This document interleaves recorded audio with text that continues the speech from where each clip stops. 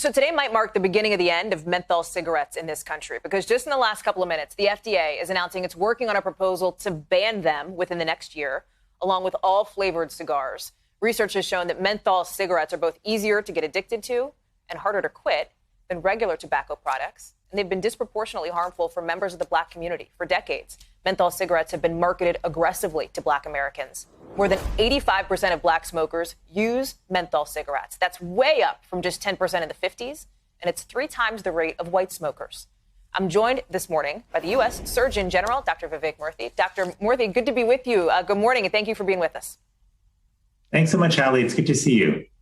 Well, and it's a great morning to have you with this developing news now out from the FDA. As the country's top doctor, do you personally support this move to ban menthol cigarettes?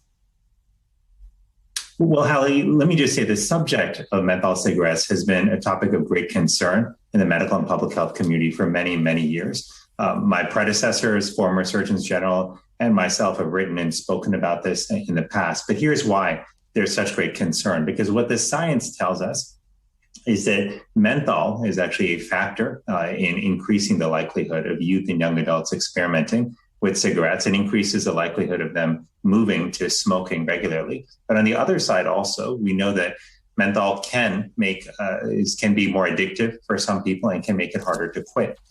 We all know also that the disproportionate burden of menthol cigarettes, the burden of the harm really, falls upon communities of color, upon LGBTQ individuals, and among the poor. So we've got to recognize that this is not only a product that is contributing to tobacco-related deaths, but we also have to remember that despite all the headlines which are focused on COVID-19, that tobacco-related disease remains the leading cause of preventable death in the country. So this action that the FDA is looking to take would help us to reduce that burden of disease. It's something public health advocates have been calling for a very long time.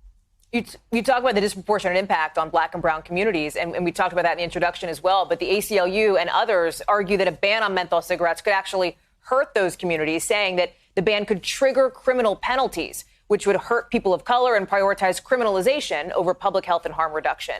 How do you think the government needs to approach making sure that this is not going to lead to the unfair targeting, for example, of Black and brown people in this country? Well, it's a really important point, Hallie, and the goal here is not to create other challenges. It's to solve a fundamental problem here, which is that we have too many people in our country who are developing illnesses and passing away because of tobacco-related disease.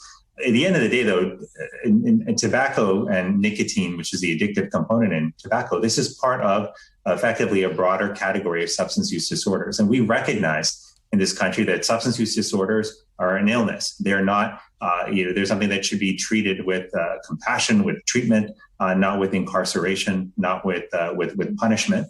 And I think that's the approach we have to take here as well, whether we're dealing with tobacco, whether we're dealing with alcohol, whether we're dealing with opioids. The idea is the same, but our goal should be to take every step possible to protect communities from these kind of substances, which can be addictive, and particularly to protect our children, who, when they develop, again, the sort of habits around smoking and tobacco use, that can impact them for years to come and often ends up being a lifelong habit that is hard for many people to shake. I want to turn to COVID, but very quickly, I know you've been outspoken on the issue of e-cigarettes generally. I want to be clear. This ban would not apply to e-cigarettes, to menthol e-cigarettes, right? Do you think that should be part of a future action by the government? Well, certainly, this current announcement today applies to regular cigarettes. There's a related portion of the announcement that applied to flavors in cigars. But e-cigarettes, are also a deep point of concern more broadly. I, in 2016, issued the first federal report on e-cigarettes and youth because of my great concern that we were seeing extraordinary growth in the number of children who were actually using e-cigarette products, which would meant that they were running the risk of developing addiction to nicotine and then potentially going on to use other tobacco-related substances. While some of the numbers have improved, we still have millions of children in our country who are using these tobacco products.